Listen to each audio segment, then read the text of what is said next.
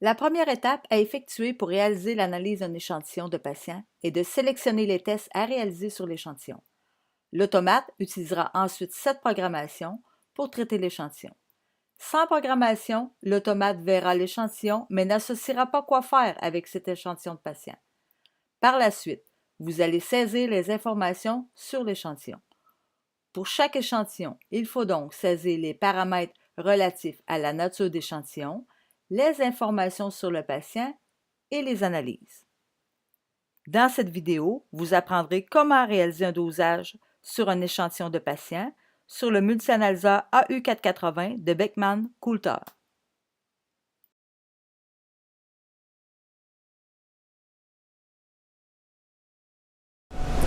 Le matériel nécessaire sera un portoir blanc pour les échantillons, un échantillon avec le code à barre que vous allez positionner avec le code à barre bien aligné avec la fenêtre. Vous devez ensuite enlever le bouchon avec un Kim Wipe pour éviter les aérosols. Vous aurez aussi besoin de la requête qui va avec cet échantillon.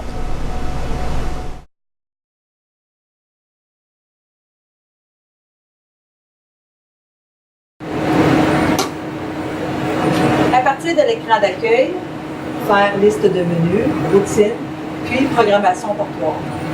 Comme nous ferons la programmation d'un échantillon, appuyons sur échantillon. Type d'échantillon. Routine urgence, ici routine. Pour le type, sérum, urine, sang entier, ici sérum. Pour les analytes à tester sur notre échantillon, faisons saisir, puis choisissons. Une fois terminé, passons aux informations sur le patient. Pour l'identification de l'échantillon, nous allons utiliser un lecteur code à barre, notre tube échantillon, où nous ferons la lecture du code à barre. Le sexe, ici c'est un homme de 86 ans. Son nom, Johnny Cash. Le numéro de dossier, c'est-à-dire le numéro que l'on retrouve sur la requête.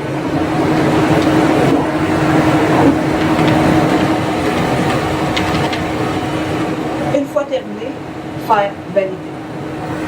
Puis quitter. À l'écran, nous pouvons revoir notre programmation, c'est-à-dire les informations sur le patient ainsi que les tests qui ont été demandés.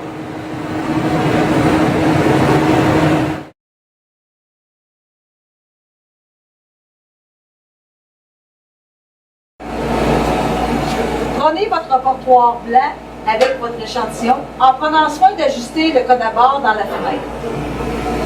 Ouvrez le couvercle de protection des échantillons sur le module de chargement des portoirs, puis y mettre votre portoir avec votre échantillon. Refermez le couvercle. Allez ensuite à votre écran, puis faites démarrer.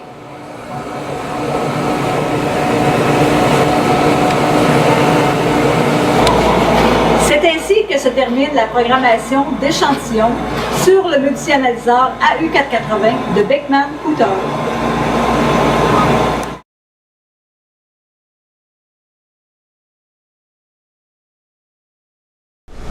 Pour la vérification de l'état des résultats de tous les échantillons, que ce soit les calibrateurs, les contrôles de qualité ou encore les blancs réactifs, vous pouvez, à partir de l'écran d'accueil, faire état échantillon. Vous verrez alors les différents portoirs selon leur couleur, soit calibration, blanc réactif et contrôle de qualité. Vous verrez leur numéro d'échantillon, la position des cupules, l'identification s'il y a lieu, l'heure à laquelle il est passé à l'appareil et l'état, c'est-à-dire si le résultat est accessible ou non. Dans ce cas-ci, on peut voir que l'ensemble est terminé. Pour la vérification de l'état des résultats, nous avons vu que nous pouvions passer à partir de l'écran d'accueil par état échantillon. Nous pouvons aussi voir les résultats d'analyse en temps réel en faisant affichage en temps réel. Nous verrons ici l'ensemble des résultats dont l'analyse est terminée. Toutefois, si vous voulez rechercher les résultats d'un patient en utilisant son numéro de dossier, voici comment faire. Allez à l'écran d'accueil, faire liste de menus, routine, gestionnaire d'échantillons. Faire ensuite recherche de données. À l'écran, vous pouvez choisir l'index de début. Ici, on va choisir pour toute l'année 2018.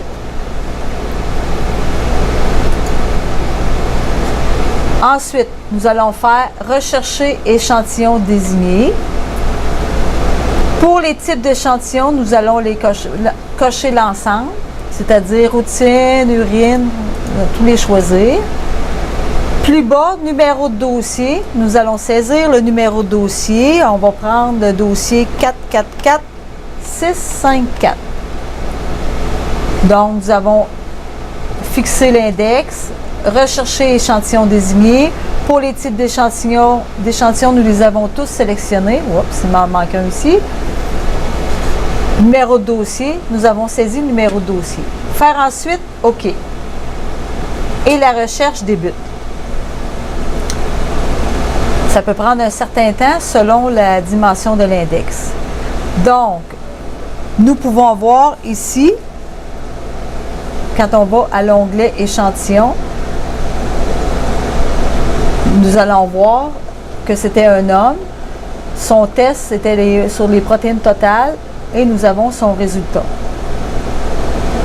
Ça nous permet d'avoir accès au numéro de dossier d'un patient et de pouvoir consulter les résultats pour un index donné.